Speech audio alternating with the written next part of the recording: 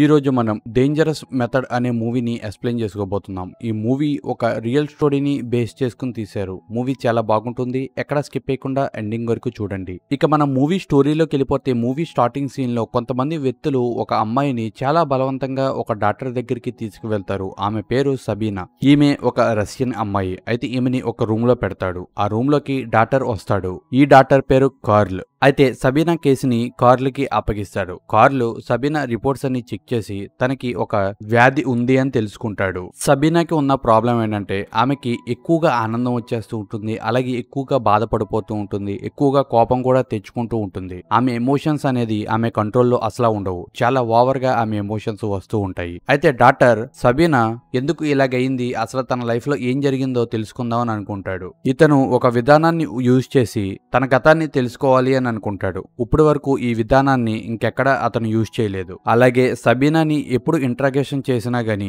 అతను సబీనా ముందు కూర్చోకుండా వెనకాలే కూర్చుండేవాడు. ఎందుకంటే ముందు కూర్చుంటేని ఆమె ఇతని ఫేస్ ఎక్స్ప్రెషన్స్ ని చూసి ఓవర్ గా రియాక్ట్ అవుతుందని. అయితే సబీనా తన గతం గురించి చెప్తూ ఉంటుంది. నాకు ఈ వ్యాధి రావడానికి కారణం మరెవరో కాదు, నన్ను కన్న తండ్రే. నేను చిన్నగా ఉన్నప్పుడు బై మిస్టేక్ లో ఒక ప్లేట్ ని పగలగొట్టాను. అప్పుడు నా ఫాదర్ నా బట్టలన్నీ తీసేసి నా వెనక వైపు చాలా గట్టిగా కొట్టారు. అప్పటి నుంచి నేను ఏ తప్పు చేసినా గానీ మా ఫాదర్ అదే విధంగా నన్ను కొట్టేవారు అని ఆమె చెప్తుంది. అలాగే కాలం గడిచిపోతున్నా గానీ ఈ విషయాలన్నీ నా మెదల్లో అలాగే ఉండిపోయినాయి. అతను అలా చేయటం వలన ఆ దెబ్బలు స్లోగా నాకు అలవాటైపోయి నేను ఎగ్జైట్ అయిపోతున్నాను. అలాగే మా ఫాదర్ మా మదర్ సిస్టర్ ని కూడా ఇలాగే చేసేవారు. నేను ప్రతిరోజు అదే చూస్తూ ఉన్నందువలన నా మైండ్ లో అది ఫిక్స్ అయిపోయి ఉంది అంటూ ఆమె చెప్తూ ఉంటుంది. తర్వాత రోజు సబీనా రూమ్ కి ఒక నర్సు వస్తుంది. అప్పుడు సబీనా లోపల ఫుడ్ తో ఆడుకుంటూ ఉంటుంది. నర్సు సబీనాతోని ఈ రోజు నిన్ను కలవటానికి ఒక ప్రొఫెసర్ వస్తున్నాడు అని చెప్తుంది. ప్రొఫెసర్ వచ్చి చూస్తే సబీనా గదిలో ఉండదు. ఆమె బయట ఉన్న ఒక మురికినీటి గుంటలో దిగి ఆమె చనిపోవాలి అని అనుకుంటూ ఉంటుంది. ఇక నర్సులందరూ ఆమెను పట్టుకుని లోపలికి తీసుకొస్తారు. ఆమెకి నీటిగా స్నానం చేపిస్తారు. ఇలాగా కొన్ని రోజులు గడిచిపోతాయి. మెల్లగా ఆమె ఆరోగ్యం కూడా మెరుగుపడుతూ ఉంటుంది. అలాగే సబీనా కార్ల్ వీళ్ళిద్దరూ కూడా చాలా ఫ్రెండ్లీగా ఉంటారు. అలాగే సబీనా కూడా కార్ల్ కి చాలా సమయాల్లో వర్క్ లో హెల్ప్ చేస్తూ ఉంటుంది. అలాగే కార్ల్ కూడా వేరే పేషెంట్ ని చెక్ చేసే సమయంలోని సబీనాని పక్కనే ఉంచుకుంటాడు. అయితే కార్ల్ కనిపెట్టిన ఈ థియరీకి సబీనాయే ఫస్ట్ అమ్మాయి. అయితే సబీనా రిజల్ట్స్ కూడా ఈ థియరీలోని అన్ని పాజిటివ్ గానే ఉంటాయి. ఆమె కూడా స్లోగా కోలుకుంటూనే ఉంటుంది. తర్వాత డాక్టర్ కార్ల్ సబీనా మీద ప్రయోగించిన ఈ థియరీని చాలా మంది పేషెంట్స్ మీద ప్రయోగిస్తూ ఉంటాడు. అయితే తర్వాత సీన్ లో మనకి కార్ల్ వైఫ్ ని చూపిస్తారు. ఈమె పేరు హేమ. ఈమె కార్ల్ ని ఎంతగానో ప్రేమిస్తూ ఉంటుంది. అయితే ఇలాగా 2 సంవత్సరాలు గడిచిపోతాయి. సబీనా మొత్తం క్యూర్ అయిపోయి ఉంటుంది. అలాగే డాక్టర్ కార్ అలాగే ఆమె భార్య హేమ కలిసి డాక్టర్ ఫైల్ ని కలవడానికి వెళ్తారు. అయితే ఈ డాక్టర్ కూడా ఆ థియరీలో భాగం ఉంది. ఈ డాక్టర్ కూడా ఆ థియరీని కొద్దిగా కనిపెట్టి ఉంటాడు. అయితే అక్కడికి వెళ్ళిన తర్వాత కార్ల్ ఆ డాక్టర్ కి సబీనా గురించి చెప్తూ ఉంటాడు. ఫ్రైడ్ ఇప్పుడు కూడా సబీనా ఒరిజిన్ గా ఉందా అని అడుగుతాడు. కార్ల్ అవును అని అంటాడు. అయితే కార్ల్ తనని నేను యూనివర్సిటీకి పంపించాలి అని అనుకుంటున్నాను. మీరు పూర్తి చేసిన ఆ థియరీ వల్ల ఆమె పూర్తిగా కోలుకుంది అని అంటాడు. తర్వాత సీన్ లోని కార్ల్ సబీనా దగ్గరికి వెళ్లి నువ్వు ఒక మెడికల్ కాలేజీకి వెళ్ళాలి, అక్కడ నువ్వు డిగ్రీ తీసుకోవాలి అని అంటూ ఉంటాడు. సబీనా కూడా కార్ల్ మాట విని ఆ యూనివర్సిటీకి వెళ్ళాలి అని నిర్ణయం తీసుకుంటుంది. ప్రస్తుతానికి సబీనా ఆరోగ్యం చాలా అంటే చాలా క్యూర్ అయిపోయింది. ఆమె మీద ప్రయోగించిన థియరీ సక్సెస్ అయిపోయింది. అయితే కొన్ని రోజుల తర్వాత ఫ్రైడ్ కార్ల్ దగ్గరికి బ్రోస్ అనే ఒక డాక్టర్ ని పంపిస్తాడు. ఈ బ్రోస్ కార్ల్ దగ్గరికి వెళ్లి నేను పేషెంట్లు ఏం కావాలి అంటే అది చేస్తూ ఉంటాను, దాని వలన పేషెంట్లు త్వరగా కోలుకుంటారు అని అతను చెప్తూ ఉంటాడు. తర్వాత సీన్ లో సబీనా కార్ల్ ని కలిసి నేను ఈ యూనివర్సిటీలో చదవలేను, ఈ యూనివర్సిటీలోని సెక్సువాలిటీ ఎక్కువ ఉంది, దాని గురించి నాకు అసలు ఏమీ తెలియదు అని అంటూ ఉంటుంది. కార్ల్ కూడా ఒక ఎగ్జాంపుల్ తీసుకుని ఆమెకి సర్ది చెప్తూ ఉంటాడు. అదే సమయంలో సబీనా కార్ల్ ని ముద్దు పెట్టుకుంటుంది. అయితే సబీనా మైండ్ లో చిన్నప్పటి నుంచి ఏదైతే ఒక ఫ్యాంటసీ క్రియేట్ అయిందో దాన్ని ఇప్పుడు రియాలిటీలోకి తీసుకురావాలి అని ఆమె అనుకుంటూ ఉంటుంది. అలాగే ఇప్పుడు కార్ల్ కూడా ఆమె మీద ఇంట్రెస్ట్ కలుగుతూ ఉంటుంది. అయితే తర్వాత రోజు కార్ల్ ఫ్రైడ్ ని కలుస్తాడు. ఫ్రైడ్ తన థియరీ ప్రకారం పిల్లల్లో కూడా ప్రెజర్ ని తీసుకురావాలి అని అనుకుంటాడు. ఏదో విధంగా వాళ్ళు తమ కోరికల్ని నెరవేర్చుకుంటారు అని అంటాడు. అయితే కార్ల్ ఫ్రైడ్ కి సబీనా గురించి అలాగే తన భార్య గురించి ఏమీ చెప్పడు. కానీ కార్ల్ ఈ పర్మిషన్ కావాలి అంటే పారాసైకాలజీ అలాగే టెలిపతి నుంచి పర్మిషన్ కావాలి అని అంటూ ఉంటాడు. అయితే ఫ్రైడ్ ఆ పర్మిషన్ ఇవ్వడానికి నిరాకరిస్తాడు.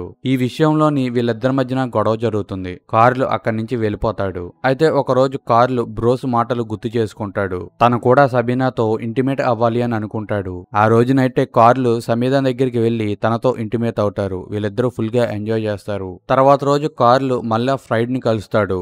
అయితే ఫ్రైడ్ నువ్వు తన ఫాదర్ లాగా సబీనాని కొట్టాలి, అప్పుడే తన వ్యాధి పూర్తిగా నయమైందో లేదో అన్న విషయం మనకు తెలుస్తుంది అని అంటాడు. అలాగే కార్ల్ కూడా సబీనా దగ్గరికి వెళ్లి తన ఫాదర్ లాగే తన పేక పైన కొడతాడు. ఇక్కడ మళ్ళీ వాళ్ళిద్దరూ శారీరకంగా కలుస్తారు. అయితే ఒకరోజు సబీనా కార్ల్ ని మన ఇద్దరికి కలిపి ఒక బిడ్డ కావాలి అని అడుగుతుంది. ఆ మాట విన్న తర్వాత కార్ల్ కి చాలా కోపం వస్తుంది. సబీనా కార్ల్ ని చాలా బలవంతం చేస్తుంది. కార్ల్ అక్కడి నుంచి వెళ్ళిపోతాడు. ఒకవైపు నుంచి సబీనా కూడా చాలా బాధపడుతూ ఉంటుంది. అయితే డాక్టర్ కార్ల్ సబీనాతో ఉన్న అన్ని కాంటాక్ట్స్ ని కట్ చేసుకుంటాడు. అది తెలుసుకున్న సబీనా కార్ల్ దగ్గరికి వెళ్తుంది. నువ్వు నా పట్ల ఇలాగా ప్రవర్తించకూడదు అని అంటూ ఉంటుంది. అయితే కార్ల్ నాకు ఆల్రెడీ పెళ్లి అయింది, నాకు మొన్నే ఒక బిడ్డ కూడా పుట్టాడు, నీలాంటి పేషెంట్స్ నా దగ్గరికి చాలా మంది వస్తారు, నేను నీతో ఉండటం కుదరదు అని అతను అంటాడు. అలాగే నేను నీ విషయంలోని ఏదైతే చేశానో అదంతా నీ మంచి గురించే చేశాను అని అతను అంటూ ఉంటాడు. అయితే సబీనాకి చాలా కోపం వస్తుంది. అక్కడ ఉన్న ఒక చాకును తీసుకుని అతను బుగ్గ పైన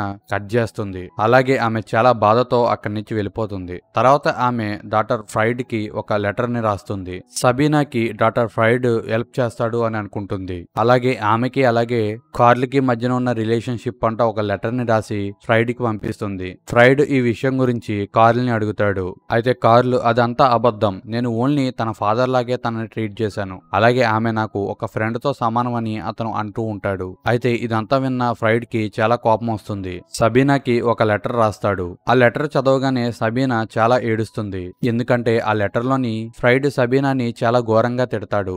లాస్ట్ లో నువ్వు ఇంకెప్పుడు నన్ను కాంటాక్ట్ చేసే ప్రయత్నం చేయకు అని అంటాడు. అయితే తర్వాత రోజు సబీనా డాక్టర్ కార్ల్ దగ్గరికి వెళ్లి నేను ఫ్రైడ్ కి ఒక లెటర్ ని రాశాను, కానీ అతను నేను చెప్పింది అబద్ధం అని అనుకుంటున్నాడు, నువ్వు వెళ్లి ఫ్రైడ్ తో మన రిలేషన్షిప్ నిజమని చెప్పు అని అంటుంది.